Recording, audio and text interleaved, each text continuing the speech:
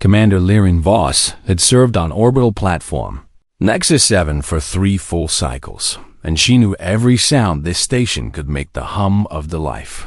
Support systems was like a heartbeat to her now, and the distant clang of cargo lifts had become as familiar as her own breathing, and even the whisper of recycled air through the vents was something she could identify in her sleep. She was.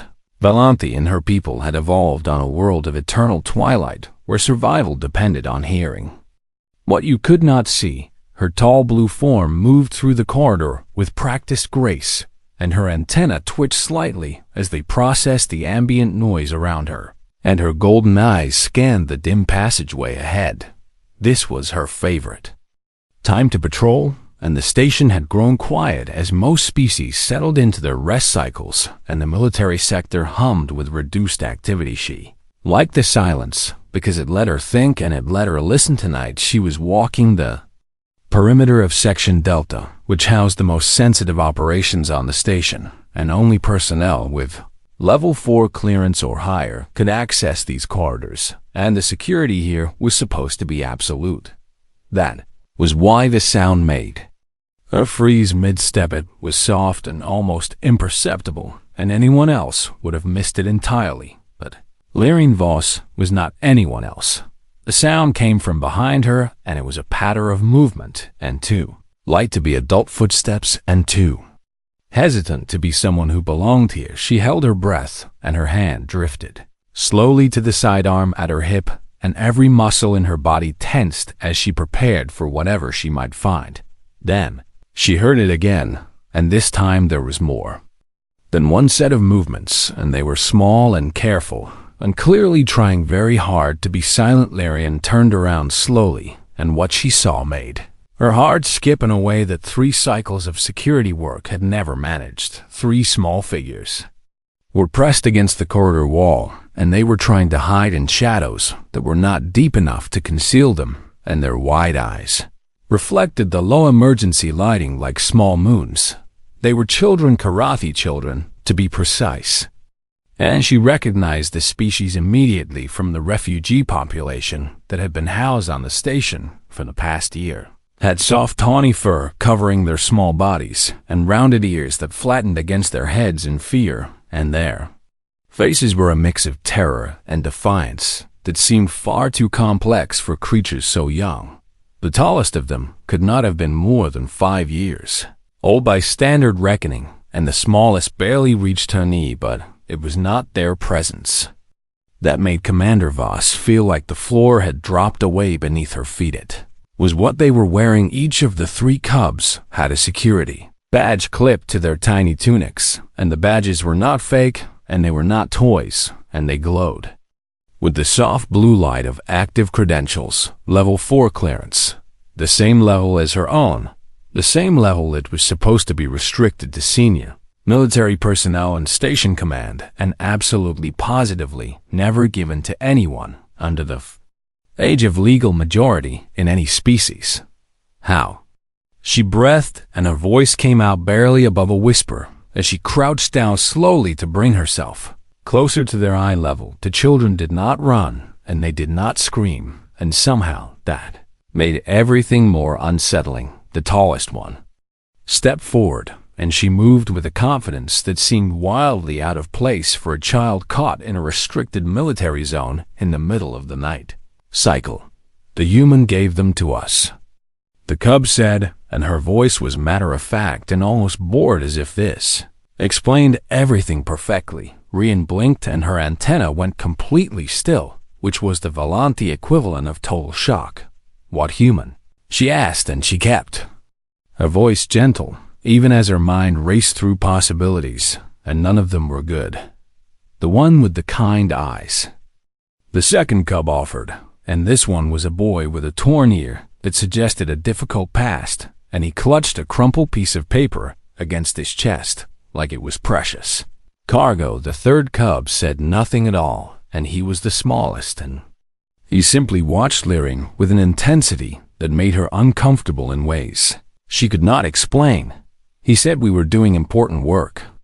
The first cub continued, and she straightened her tunic with obvious pride, and the badge on her chest caught the light and seemed to mock everything.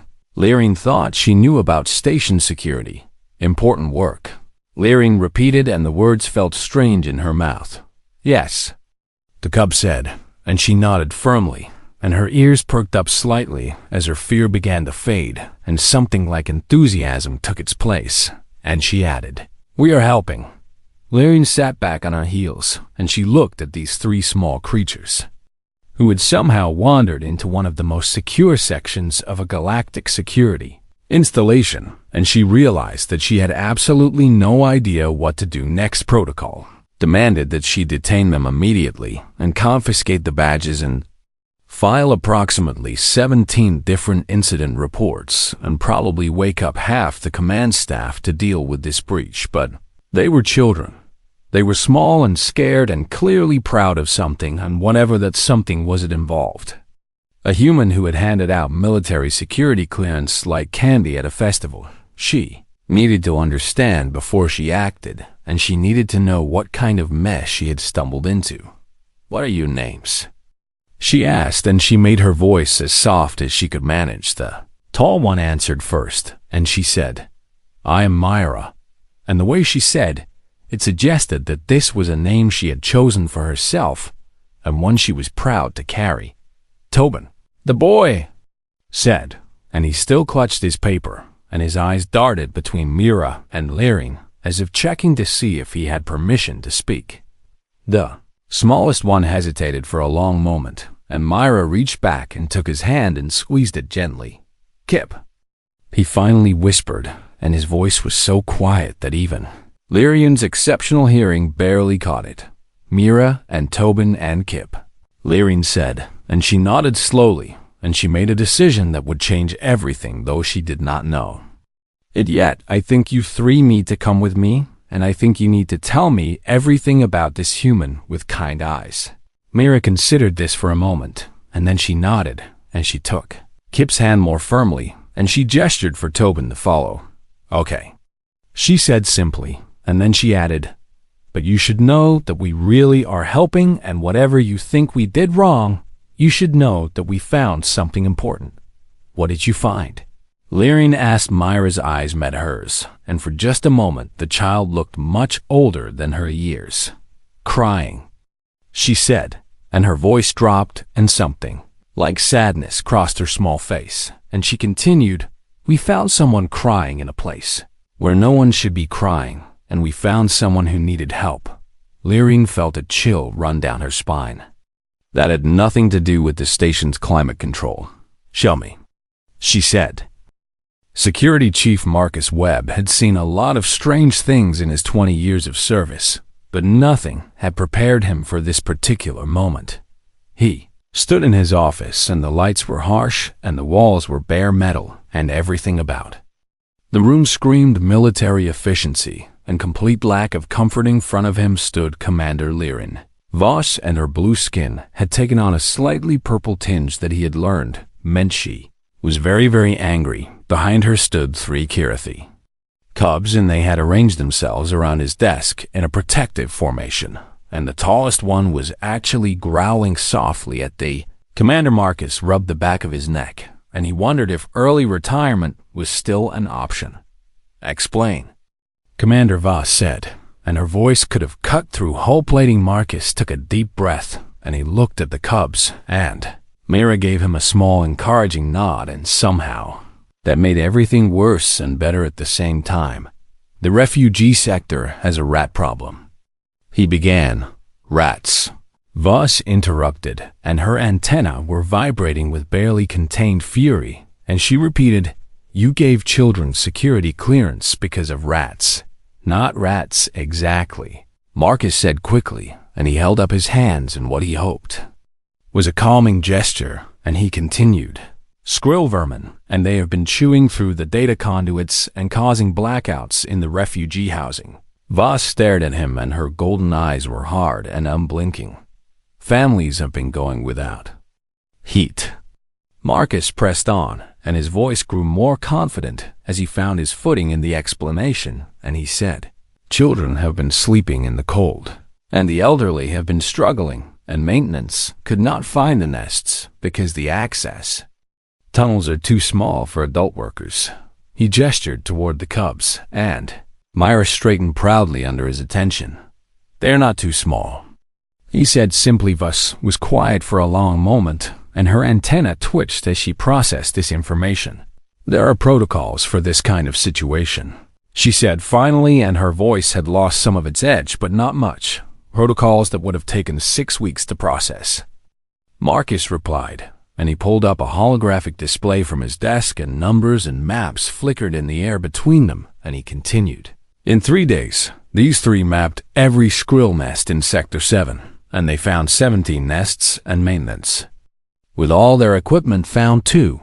Tobin stepped forward, and he held up his crumpled paper, and it was covered in surprisingly detailed drawings of tunnels and junctions and small X marks where nests had been located. "We made maps," he announced, and there was pride in his voice that made Marcus's chest tight. The badges were so they could move through the service corridors without being stopped by automated systems. Marcus explained, and he met Voss's eyes directly, and he did not look away, and he added, "They were never supposed to go anywhere near the military sections." Myra's ears flattened against her head, and she looked down at her feet. "We heard crying," she said quietly, and the words fell into the room like stones into still water. Everything went very still. Marcus felt his stomach drop, and he looked at the cubs, and then Voss, and he saw something shift in the commander's expression. "Where?" Voss asked, and her voice had changed completely, and the anger was gone, and something else had taken its place.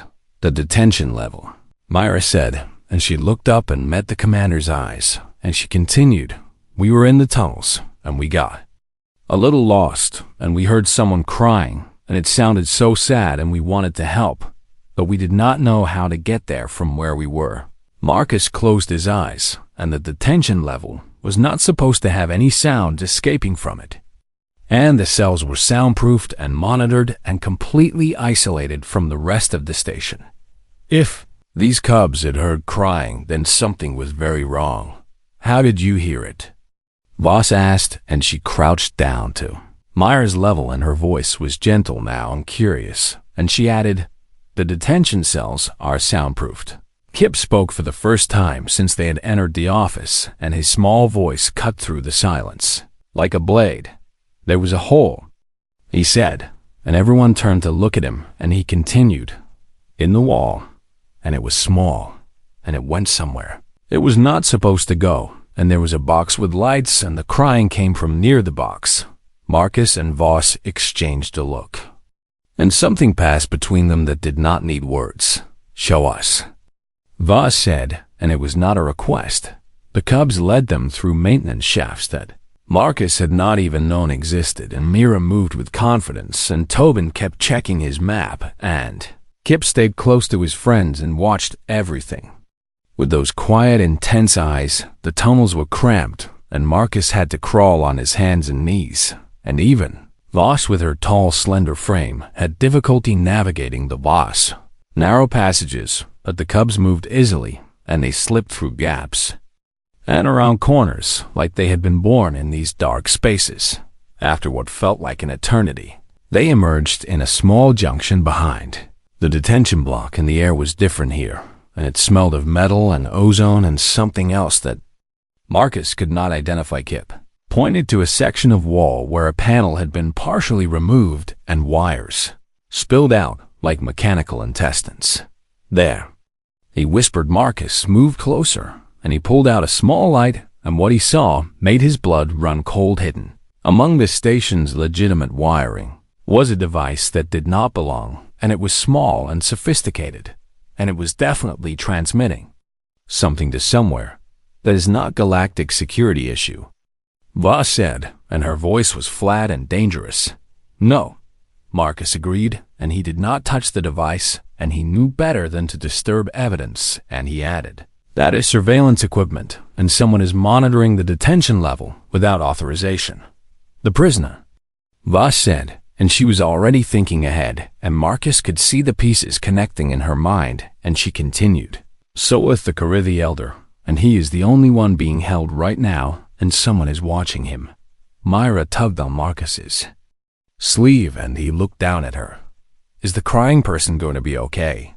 She asked, and her eyes were wide and worried, and she looked like what she was, which was a child who had stumbled into something far bigger than... She understood Marcus, knelt down, and he put his hand on her shoulder, and he told her the truth because she deserved that much. I do not know, he said, and his voice was honest and serious, and he added, but because of you we might be able to help him, and you did something important tonight, and you should be proud. Myra nodded slowly, and she did not smile, but something in her expression settled. Voss was already on her communicator, and she was calling in a technical team and requesting a full security sweep, and Marcus could hear the urgency in her voice.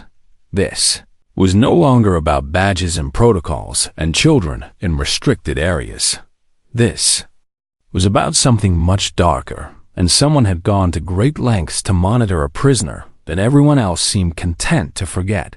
And 3 small cubs had found it by accident while hunting for vermin nests. Marcus looked at the children, and he thought about how he had given them those badges on a whim, and he had seen 3 refugees who needed purpose, and he had given them something to do. He had not expected this, but as he watched Voss coordinate the response, and as he saw the cubs huddled together for comfort, he realized that sometimes the most important discoveries came from the most unexpected places. Come on, he said to the cubs, and he gestured for them to follow him back through the tunnels, and he added, let us get you somewhere safe while the adults figure out what is happening. Mira took Kip's hand, and Tobin clutched his maps, and they followed Marcus into the darkness. Behind them, Voss was already beginning an investigation that would shake the station to its foundations. The technical team worked through the night, and by morning, they had answers that no one wanted to hear. Commander Voss stood in the secure briefing room, and around her sat the senior staff of Nexus 7, and their faces were grim and worried, and none of them had slept. The holographic display showed the device the cubs had found, and it rotated slowly in the air, and its sleek design seemed almost elegant in a sinister way. The transmitter was broadcasting to a relay point outside the station. Voss explained, and her voice was steady, but there was steel beneath it, and she continued. From there, the signal was bounced to a private ship registered to a council delegate. Which delegate? Captain Heron asked, and he was an old Vorton with scarred hands and decades of service, and nothing surprised him anymore. Voss touched a control, and a face appeared in the display. Varos Teln, she said, and the name hung in the air like poison, and she added, Dreth Council representative and longtime opponent of Karathi refugee resettlement. The room erupted in whispered conversations, and everyone knew what this meant, and the implications were enormous. The Dreth and the Karathi had been enemies for generations, and when the Karathi homeworld fell to environmental collapse, the Dreth had been the loudest voices arguing against providing aid. Now a Dreth delegate had been secretly monitoring the only Karathi prisoner on Nexus 7. What do we know about the prisoner?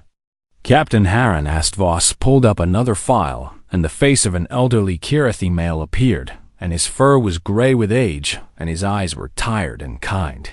Soleth Ven, she read, and her voice softened slightly as she spoke, and she continued. 73 years old and former teacher and community leader in the refugee sector, and he has been held for 2 months on charges of weapon smuggling. The evidence? Someone asked. Anonymous tips. Voss replied, and her tone made clear what she thought of that, and she added, and a single piece of surveillance footage showing him near a cargo bay on the night weapons were allegedly moved through the station. Marcus Webb sat in the corner of the room, and he had been silent throughout the briefing, and he was thinking about 3 small cubs who had stumbled into something they could not possibly understand. The footage was doctored. Voss continued, and she brought up technical analysis reports, and she explained, our forensic team found 17 separate edits, and the original footage shows Soleth walking past the cargo bay without stopping, and he was never inside. Someone framed him. Captain Harren said, and it was not a question. Someone framed him. Voss confirmed, and her hands clenched at her sides, and she added, and someone wanted to watch him while he sat in our detention cell, waiting for a trial that would have destroyed his reputation and broken his community. Why? The captain asked. Voss looked at Marcus, and he understood that this was his moment to contribute. He stood slowly, and he walked to the display, and he pulled up financial records that he had been researching all night. The Kirethi refugee community has pooled their resources, he explained, and numbers scrolled across the display, and he continued. They have saved enough to purchase land rights on 3 colony worlds, and they were planning to establish new settlements and rebuild their civilization. He paused and let that sink in. Those land rights are currently held in a trust, he said, and his voice was grim, and he added, and the trust requires community approval for any major decisions, and Solith Ven is the primary trustee. Understanding dawned on the faces around the room. If Solith is convicted, Captain Harren said slowly, and the pieces were coming together in his mind, and he continued, he loses his position as trustee, and the trust defaults to Galactic Council oversight. Marcus finished, and he looked at Varos Town's image still floating in the display, and he added, oversight that a council delegate could easily manipulate. The room was silent. He was going to steal their future. Someone whispered. Voss nodded, and her expression was hard and determined. The Dreth have been trying to block Kirethi resettlement for years, she said, and her voice carried the weight of everything she had learned, and she continued. This was their plan, and frame a trusted elder, and destroy the community's faith in their leadership, and then sweep in, and take control of everything they have worked to build. Can we prove it? Captain Harren asked. Voss hesitated, and that hesitation said everything. We have the transmitter, she said carefully, and her words were measured and precise, and she added, we have the doctored footage, and we have financial connections between Tel and several anonymous tip lines. But, the captain prompted, but Tel has diplomatic immunity, Voss admitted, and frustration crept into her voice, and she continued, we cannot arrest him, and we cannot search his ship, and we cannot compel him to testify, and without direct evidence of his involvement, a tribunal will dismiss everything as circumstantial. Marcus thought about Myra and Tobin and Kip, and he thought about how they had crawled through dark tunnels to find something that adults had missed. We have witnesses, he said quietly. Everyone turned to look at him. The Cubs, he explained, and he felt the weight of what he was suggesting, and he continued. They found the transmitter, and they can testify to its location, and they can describe what they heard and what they saw. They are children. Captain Harren objected, and his voice was not unkind, but it was firm, and he added, no tribunal will accept testimony from Myers in a case this significant. Kirethi children mature differently, Voss said slowly, and she was thinking, and Marcus could see the wheels turning in her mind, and she continued, their memory is exceptional, and their testimony is considered reliable under galactic law from age 4 onward. Tel will challenge it. Someone said, let him. Voss replied, and something had shifted in her expression, and she looked at Marcus, and something passed between them, and she added, let him stand before a tribunal and argue. The 3 refugee children are lying about what they found in the walls of this station. The optics. Captain Harren murmured, and he was beginning to understand. 3 orphan cubs, Marcus said, and his voice was soft but carried clearly through the room, and he continued, 3 children who lost everything when their world died, and they came to this station as refugees, and they were given a small task, and they found something that exposed a plot to destroy their entire community. He paused and looked around at the assembled officers. If Tel challenges their testimony, he does not just call them liars, Marcus said, and the truth of it settled over the room, and he added, he attacks the most vulnerable members of a species, his people have tried to destroy for generations, and even his allies will not be able to defend that. Voss nodded slowly. We need to do this carefully," she said, and her command voice was back, and she was already planning. And she continued, "The cubs will be protected at all times, and they will testify voluntarily with full understanding of what they are doing, and we will not use them as bait or put them in danger." And Solith. Captain Harron Astvah smiled, and it was not a pleasant expression. "Release him immediately," she ordered, and satisfaction colored her words, and she added, "All charges dropped pending investigation into evidence tampering, and I want him reunited with his community before the day is out." The briefing ended and officers scattered to their assignments, and Marcus lingered by the door. "Chief Webb," Voss called, and he turned back. She walked toward him, and her expression was complicated and hard to read. "Those badges you gave them," she said, and her voice was quieter now, and she continued, "They violated approximately 47 regulations." "I know," Marcus said, and he did not apologize. Voss studied him for a long moment. "When this is over," she said finally, and something like respect had crept into her tone, and she added, "We are going to have a conversation about proper channels and appropriate procedures." "Yes, Commander," Marcus agreed. She turned to leave and then paused. "Those children may have saved their entire people," she said without looking back, and her voice was thoughtful, and she added, "That is not nothing." Then she was gone, and Marcus stood alone in the empty briefing room and thought about 3 small cubs who had followed crying sounds through dark tunnels. And he thought about what it meant to give someone a chance when no one else would. The weeks before the tribunal were filled with preparation and tension, and a kind of desperate hope that Marcus had not felt in years. He spent his days working with the cubs and teaching them what to expect and helping them understand the importance of what they had found. Mira absorbed everything like a sponge, and she asked questions that surprised him with their depth, and she practiced her testimony until she could recite it.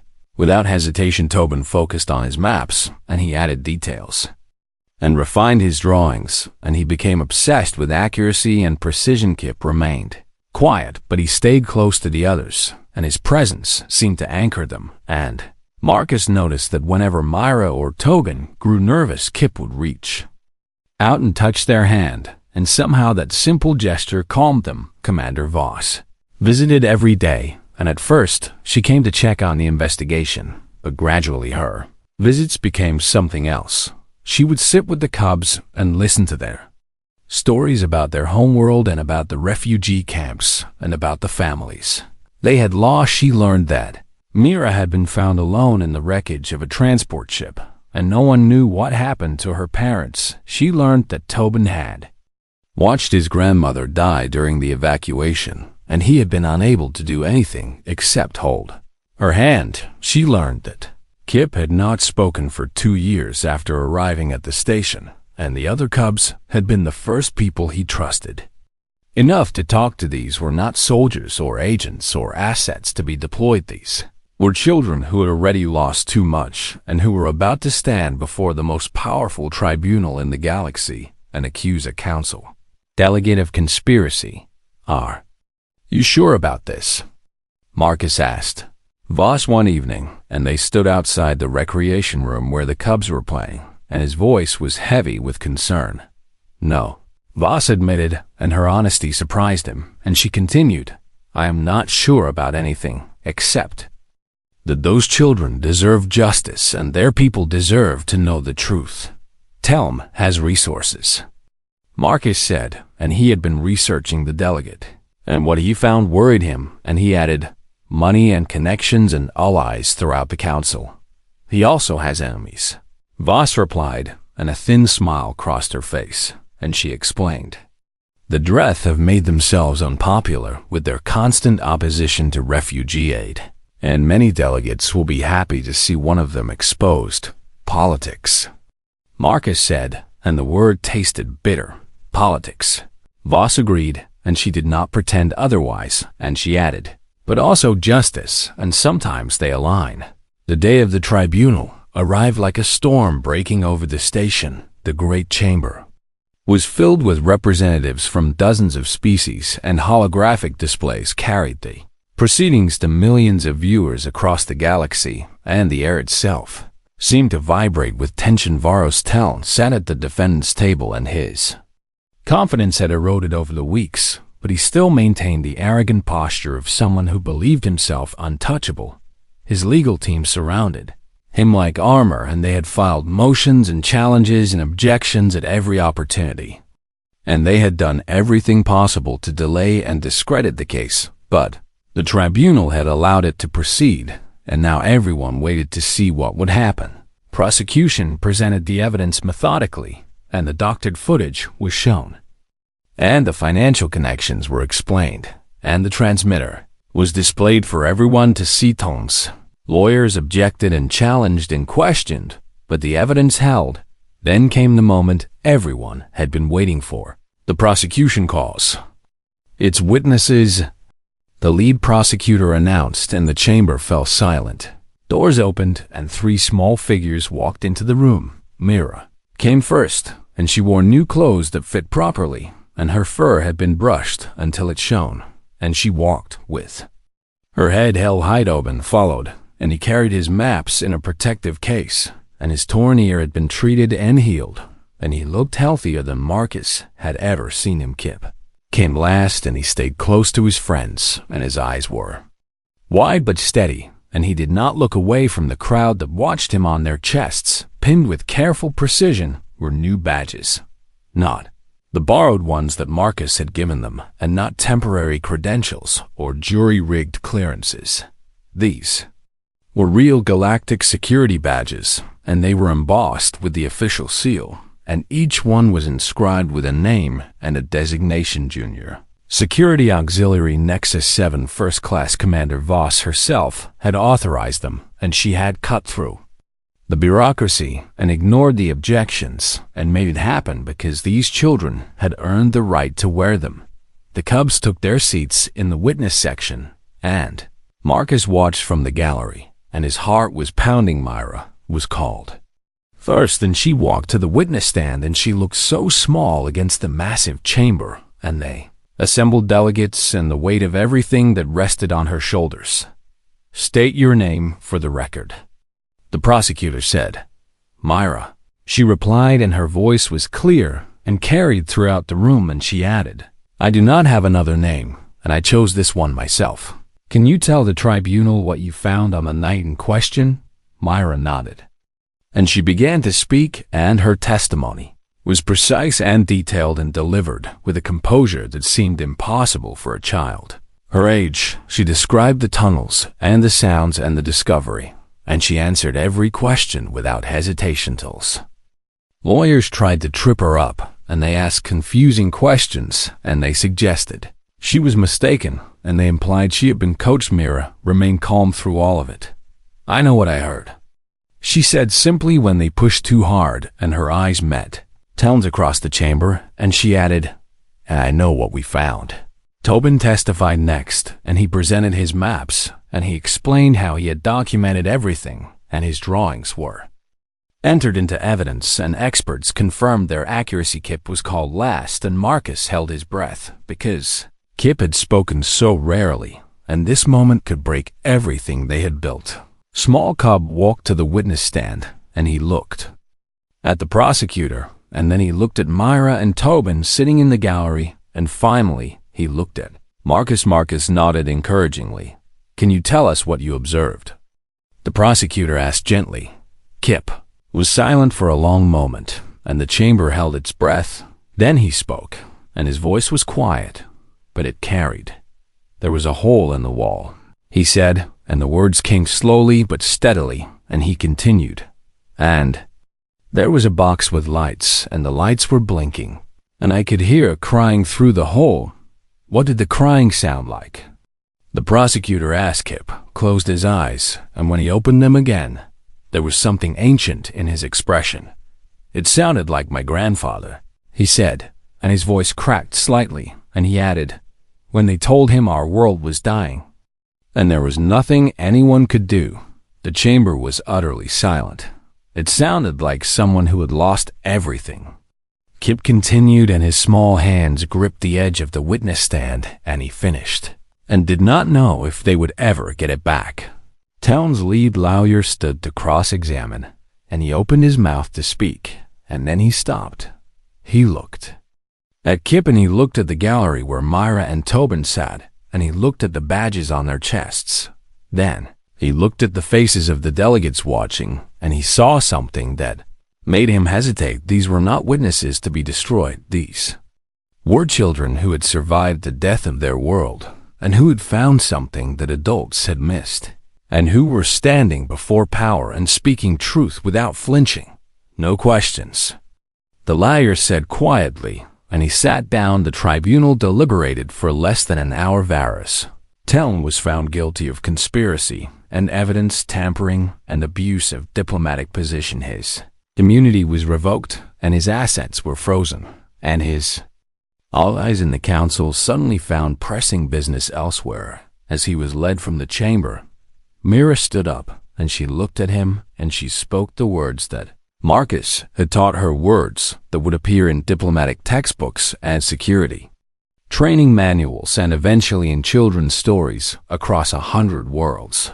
"We are small," Myra said, and her voice rang through the chamber, and she continued, "but we are not invisible, and we remember everything." Town said nothing, and his guards led him away, and the chamber erupted in conversation and movement and the sound of history being made. Marcus found the cubs in the corridor outside, and they looked exhausted and overwhelmed and proud. "You did it," he said, and he knelt down to their level, and his voice was thick with emotion. Myra shook her head. "We did it," she corrected, and she reached out and touched his hand, and she added, "Together." 3 years had passed since the tribunal, and the galaxy had changed in ways that no one could have predicted.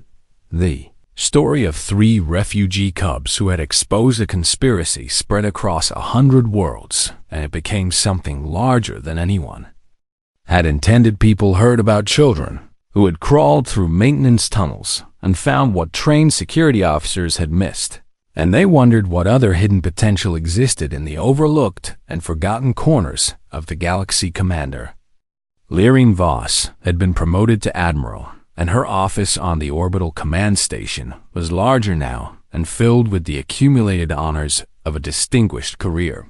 But the item she treasured most sat in a simple frame on her desk. It was a photograph taken on the day the Kirithi Junior Auxiliary Program had been officially launched, and it showed 3 small cubs standing with a human security chief outside the refugee center on Nexus-7. Mira was smiling in the photo, and it was a real smile, and not the careful diplomatic expression she had learned to wear in the years since. Tobin held a tablet displaying maps that he had helped create, and maps that were now used as training materials. Throughout the program, Kip stood slightly apart from the others, and his expression was thoughtful and watchful, and somehow that felt right. Marcus Webb had retired from active security service 2 years ago, and he had turned down promotions and honors and comfortable desk positions. Instead, he had dedicated himself to the program that had grown from those first 3 badges and those first 3 children. The Kirithi Junior Auxiliary had spread to 47 stations across the galactic rim, and it had expanded beyond the Kirithi to include refugee children from a dozen different species. Human advisors worked with the children and taught them skills that made them invaluable, and observation and navigation and communication and teamwork. In return, the children gained purpose and protection and a future they could build with their own hands. The program was not perfect, and there had been mistakes and controversies and difficult conversations along the way. Some people argued that children should not be involved in security work at any level, and they raised valid concerns about safety and exploitation and the loss of childhood innocence. Marcus listened to these arguments, and he took them seriously, and he worked to address them. But he also remembered what Myra had told him once when a journalist had asked her if she regretted getting involved. "We were already involved," Myra had said, and her voice had carried the weight of everything she had experienced, and she continued, We were refugees on a station where people wanted to hurt us, and we had no power and no voice, and no one listened to us. She had paused and looked at the journalist with those clear, direct eyes. The badges did not make us part of this world. She had finished, and there was steel in her young voice, and she added, "The badges let us prove that we had always belonged."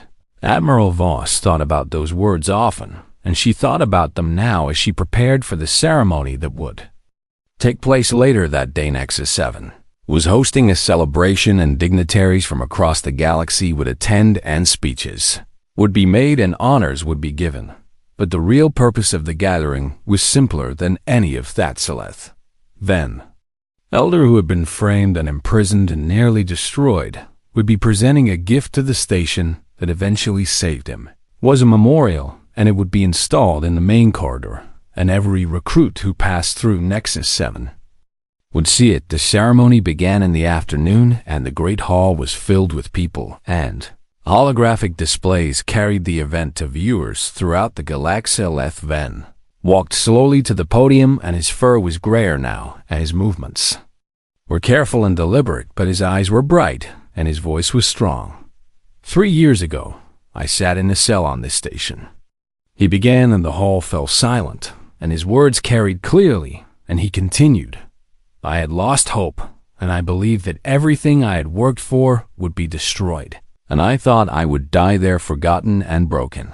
He paused, and his gaze found 3 figures sitting in the front row. Myra was 16 now, and she had grown tall and confident, and she wore the uniform of a security cadet with obvious pride. Tobin sat beside her, and he had become the program's lead cartographer, and his maps were used throughout the sector. Kip had found his voice in the years since the tribunal, and he had become a counselor for newly arrived refugee children, and he helped them find their footing, just as Mira and Tobin had helped him. I was saved by children.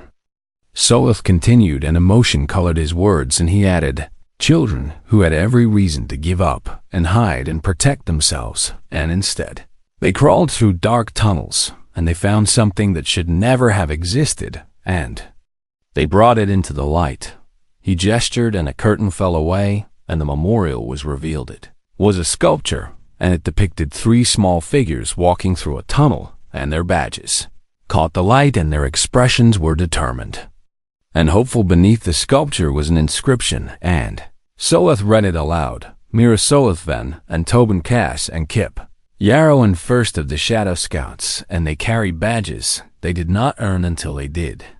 The hall erupted in applause, and Myra wiped tears from her eyes, and Tobin clutched his sister's hand, and Kip simply smiled. Marcus Webb watched from the back of the hall, and he did not seek attention or recognition, and he had never been comfortable with ceremonies.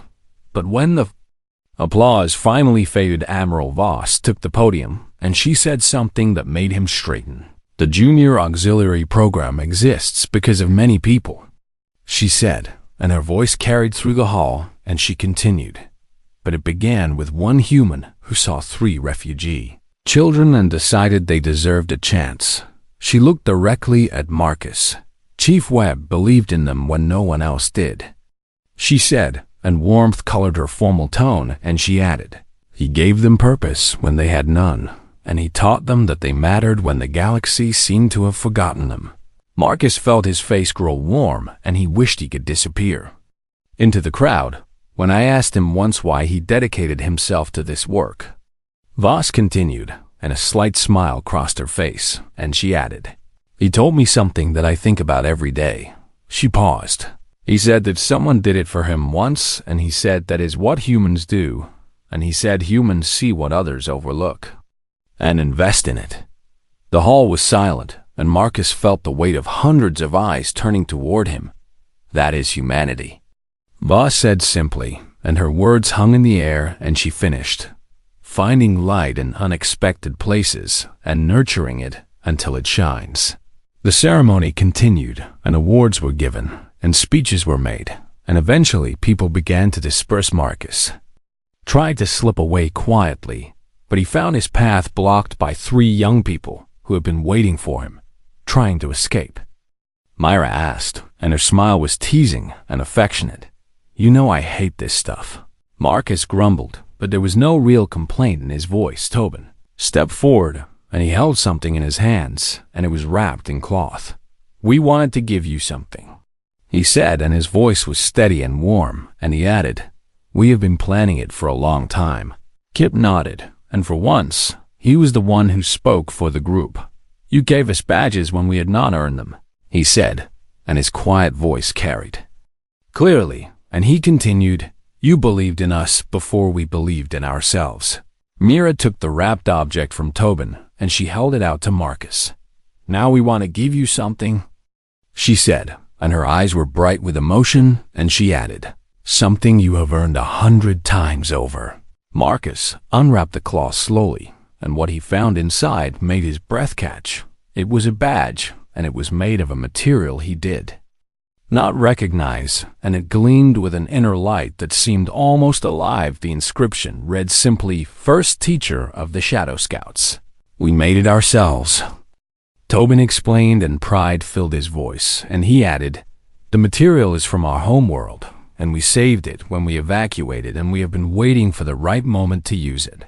Marcus stared at the badge, and he could not speak, and his eyes burned with tears he refused to let fall. "You always told us that the badges were not about the metal or the clearance level," Myra said softly, and she reached out and took his hand, and she continued, "You told us they were about belonging and purpose and being seen." She smiled, and it was the smile of a child who had grown into something remarkable. "Now you belong to us," she said simply, and there was love in her voice, and she added, "Forever." Marcus pulled them into a hug, and he held them tightly, and he did not care who was watching or what anyone might think. "Thank you," he whispered, and his voice was rough with emotion. They stood together in the hall beneath the memorial that bore their names, and around them the galaxy continued its endless turning. But in that moment, none of that mattered.